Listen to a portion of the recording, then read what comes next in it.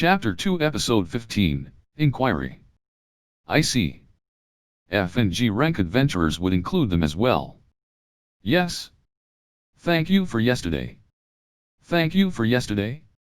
The others echoed the words of the girl who spoke first, bowing their heads and attracting the curious eyes of people around us. I suppose there was no point in telling them not to look. Since my surroundings were dominated by countless slimes on standby to assist with the job, their presence alone was quite eye-catching. What's this about? Their attitudes were quite different to yesterday, though I had an idea why. We wanted to thank you for saving us and apologize for our attitude yesterday. Thank you for that. I'm glad you were safe too. I'm Ryoma Takebayashi, a human. As you can see, these are my slime familiars. This was my third time meeting these kids, but I still didn't know their names. I introduced myself since they came to thank me, but it caused them to stiffen nervously as they introduced themselves back. And to my surprise, they were a monkey beastkin named Beck, aged 13. A dog beastkin named Ruth, aged 12. An ape beastkin named Whist, aged 11. Those were the boys, and as for the girls, a half-elf named Martha, aged 12. A half-dwarf named Phinia, aged 12. And a dog beastkin named Rumil, aged 12. I had assumed they were 2 beastkin people and 4 humans, but I was wrong. The 2 halflings were completely human in appearance, and the ape and monkey beastkin were also misleading. For the record, Beck was the shortest one that spoke the most. Unfortunately, his height and rude tone had made him seem like nothing more than an arrogant child, but he was actually the eldest and trying to act as the leader. Also, the ape beastkin Whist was actually the youngest, despite being the biggest. I had assumed he was the oldest. The adults said my height was an issue with my species. His personality was also the picture of timidness. I asked about the different impression I had of him yesterday when he was cornered against the wall, and he said it was because he squeezed out all his willpower while working so that the other adventurers wouldn't look down on him. He did seem intimidating for his age when he was standing silently, though. An ape beastkin and monkey beastkin. Now that I knew that, I could see the resemblance to a gorilla and golden snub-nosed monkey when I looked at them, especially in their hair colors. I didn't say it out loud to be polite, but now I couldn't see them as anything but that. But that aside, they were still children, but they all excelled in their respective species' traits of physical abilities and magic energy. Ruth and Rumil had the dog beastkin characteristics of a sharp nose and good physical balance, while the half-elf Martha specialized in magic.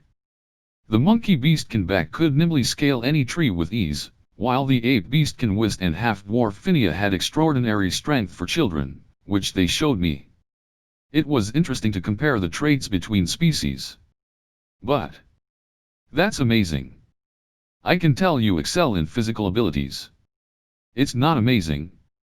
We lost against someone our own age for the first time, brother. I saw. The 2 of you lost, but you have just as much strength as an adult adventurer. We became adventurers to make use of our advantages and earn a living. But even though we can move better than adults, adults make more money. That's why when we saw you, who looked even younger than us, we said those things. We're really sorry, Ryoma. While having better physical abilities was certainly an advantage, it didn't mean they could do jobs any better. Even in a single hunt, there were many things to do like finding your target prey, knowing where to aim for, and choosing how to do it. They had yet to learn such techniques. They lacked the experience. Like I said before, I don't mind the words you said to me. But there are a few things I'm curious about. Ask us anything. We don't have anything to hide anyway. In that case, I would do just that.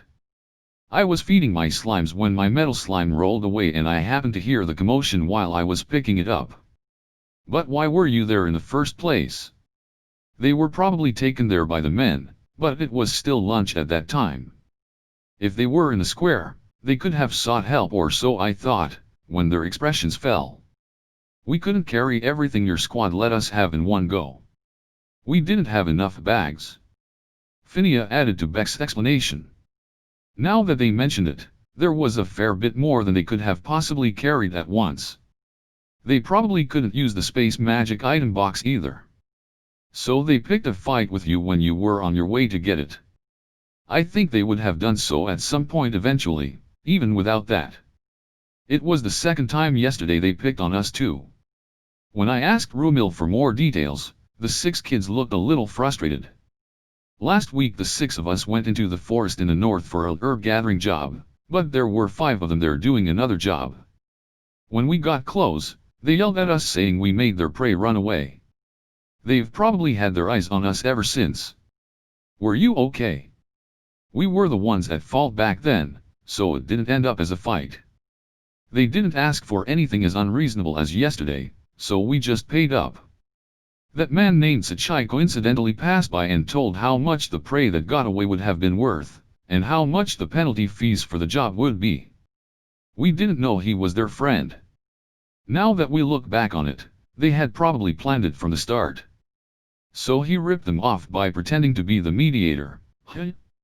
But if they split it amongst such a large group of people, it couldn't have been worth much.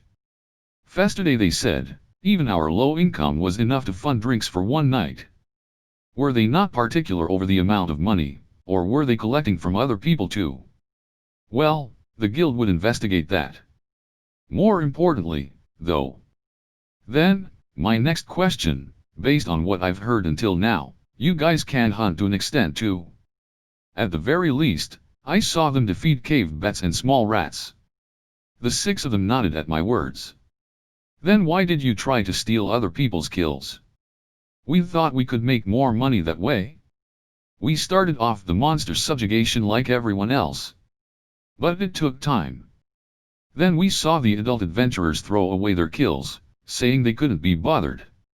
We're truly sorry. Martha bowed her head once more, but that wasn't what I wanted to hear. Sorry, I worded my question badly. I wanted to ask why you're in such desperate need for money.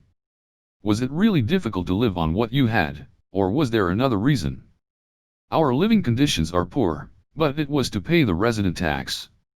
Unexpected words came from Ruth's mouth. Resident tax. Just to confirm, that's tax you pay to the town you live in, right? What else could it be? You have to pay the fees to live in town.